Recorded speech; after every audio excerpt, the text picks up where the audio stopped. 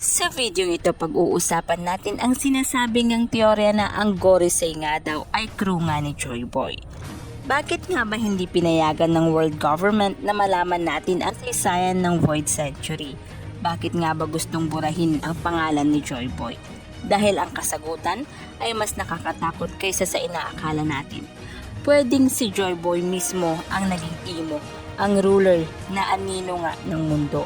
O kaya naman ang Gorisei mismo ang dating crew ni Joy Boy at sila ang nagtaksil sa kanya. Ngayon simulan natin ang mas malalim na pagbubusisi sa posibilidad na ito. At baka sa huli mas maiintindihan natin kung ano ang tunay na dahilan ng Great Cleansing. Kung si Joy Boy at si Imo ay iisang tao, ito ang pinakamalupit na plot twist sa One Piece. Ang itinuturing nating bayani ng Void Century ay siya palang naging unang tirano ng mundo. Ang title na Joy Boy ay hindi pangalan. Ito ay isang titulo. Katulad ng Pirate King, ang Joy Boy ay parang role, ang tagapagdala ng ngiti at kalayaan. Pero paano kung ang unang Joy Boy ay nabigo? Imbis na magdala nga siya ng saya at freedom, naging halimaw siya na nagdala ng kasinungalingan at kadiliman. Ang kasaysayan na nakasulat sa Poneglyphs ay hindi tungkol sa hero, kundi sa isang fallen king. Ang 5 Gorisei ay hindi basta elders. Kung si Imo nga ay si Joy Boy, sila ay ang unang Straw Hat, ang mga haligi na sumuporta sa kanya, katulad ni Zoro, Sanji, Nami at Robin kay Luffy. Sila ang mga right-hand man ni Joy Boy. At kung siya ang naging Imo, sila ang mga unang nakinabang nga sa kanyang pagbagsak. Kaya hanggang ngayon, sila pa rin ang kanyang mga loyal guardians. Bawat isa sa Gorisei ay may form na demonic creature mula nga sa myth at legend. Kay Saturn, Ushi-Oni. Kay Mars, Itsumare. Kay Jupiter, Bakunawa like Sea Serpent. Mercury, Hound of Hades. Nusjoro, War God of Raid, mga nilalang nakilala sa takot at kadiliman. Pwedeng ito ay bunga ng pagsasakripisyo, isang kasunduan para maging immortal na bantay ng trono ni Imo. Mapapansin sa lahat ng eksena, ang Gorisei ay walang kahit anong pagdududa kay Imo. Hindi sila nagtatanong, hindi sila kumukontra. Ang ganitong klase ng blind loyalty ay hindi normal para sa 5 makapangyarihang nilalang. Pero kung simula pa noon, sila na ang crew niya, natural na sila ang pinakamatinding loyalist nito. Posibleng hindi lahat ng Ancient Kingdom ay good guys, baka civil war sa loob nito at si Joy Boy mismo ang nag-lead sa madilim na faction nito. Ang pagbagsak ng Ancient Kingdom ay hindi dahil natalo sila, kundi dahil sila mismo ang sumira sa sarili nila. Kung totoo ito, masakit pero totoo. Ang Joy Boy na inaabangan natin ay hindi pala bayani. Siya ang unang Imo. Ang Gorisei naman ay hindi traidor, kundi dating crew na nanatiling tapat hanggang sa huli. So yan nga guys yung unang ang teorya kung saan sinasabing si Joy Boy at si Imo ay iisa. Tapos yung mga Gorisei naman, sila naman yung loyal crew ni Joy Boy noon. Pero dito sa babanggitin ko guys, ikalawang teorya, dito sinasabi naman na si Joy Boy daw ay hindi si Imo. Pero ang Gorisei ay kanyang crew. Ibig sabihin ang mga Gorisei nga daw ay nagtaksil nga kay Joy Boy.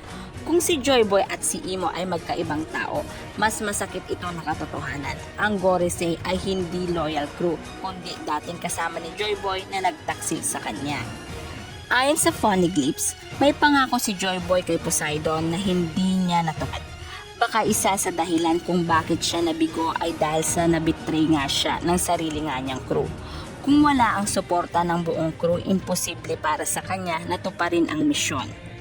Kung si Luffy ay may Straw Hat, natural nga lang kay Joy Boy din na mayroon nga siyang sariling crew. Pero si Oda ay mahilig nga sa tragedy at repetition. Kung may Straw Hat ngayon na sobrang loyal, baka noon pa man may crew din ito Joy Boy na tumalikod na sa kanya. Kaya ang Gorisei ay 5 dating nakasama niya na pumili nga kay Imo para sa kapangyarihan.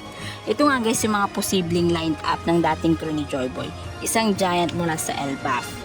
Isang fishman o mermaid na konektado nga kay Poseidon. Isang warrior mula sa Wano. Isang Lunarian, isang scholar at syempre si Joy Boy mismo. Kapag binaliktad, makikita mo yung 5 position na yan ay pwedeng tumugma nga sa 5 Gorisei ngayon. Bakit 5 Gorisei? Kung si Imo ang bagong captain, natural na ang 5 ang magiging bagong crew niya. Sila ang pumili na sumama nga kay Imo kaysa kay Joy Boy. Ano ang kapalit? Immortality, Forbidden Zone at kapangyarihan bilang rulers ng mundo. May regeneration power sila, pero may mga sugat at peklat pa rin. Baka ito ang mga sugat na iniwan ni Joy Boy noong trinidor nila ito. Kaya hindi na nawala ang eternal marks ng betrayal na ito. Ang D ay mga descendant ng tunay na kakampi ni Joy Boy. Ang Gorisei ay ang mga dating kaibigan na naging pinakamalupit nga niyang kaaway ngayon. Kaya takot na takot sila sa D dahil ang D ang simbolo ng pagkabigo nila bilang dating crew.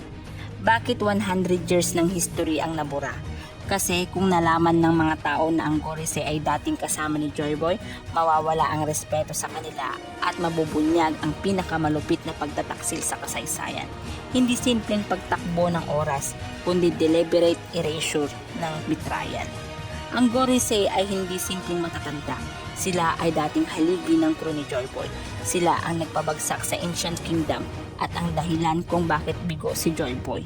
Kaya hanggang ngayon, sila ang pinaka-loyal kay Imo dahil utang na ang kapangyarihan nila sa kanyang panalo. Kung si Joy Boy ay nabigo dahil nga sa pagtataksil, uulit pa kaya ang kasaysayan kay Luffy? May straw hat ba na posibleng tumalikod din balang araw? O the Loves Parallels? Kung totoo ang teorya na ito, baka ang pinakamalupit na test kay Luffy ay hindi ang kalaban, kundi ang betrayal sa crew nito. Ngayon nga guys, 2 matinding posibilidad ang binuksan natin. Si Joy Boy ay si Imo. Siya ang halimaw at ang Gorisei ang loyal crew hanggang sa dulo. Si Joy Boy naman ay hindi si Imo. Ang Gorisei ay ang dating crew na nagtaksil at siya mismo ang kanilang pinabagsak. Alin man ang totoo, malinaw na ang Gorisei ay hindi ordinaryong matatanda. Sila ang pinakadelikadong lihim ng Void Century. Sa tingin nyo guys, saan dito yung may pinakamalapit sa katotohanan? Si Joy Boy mismo ang naging Imo at ang Gorisei ay loyal crew na tumulong sa kanya? O si Joy Boy at si Imo ay magkaiba at ang Gorisei ay ang dating crew na tumalikod at nagpabagsak sa kanya? Alin man sa dalawa ang totoo o hindi, malinaw ang isang bagay, ang Gorisei ay hindi lang mga matatandang tagapayo. Sila ang dating haligi ng Void Century at sila rin ang pinakamalaking lihim na tinago ng mundo. Kung ang Gorisei nga ang dating crew ni Joy Boy, ano ang ibig sabihin nito para sa Straw Hat? Mauulit ba ang kasaysayan o this time matutuldukan na ang cycle ng betrayal at tyranny? So guys, dito na nga nagtatapos ang video nito. Any comment and suggestion, just comment down below. Thank you!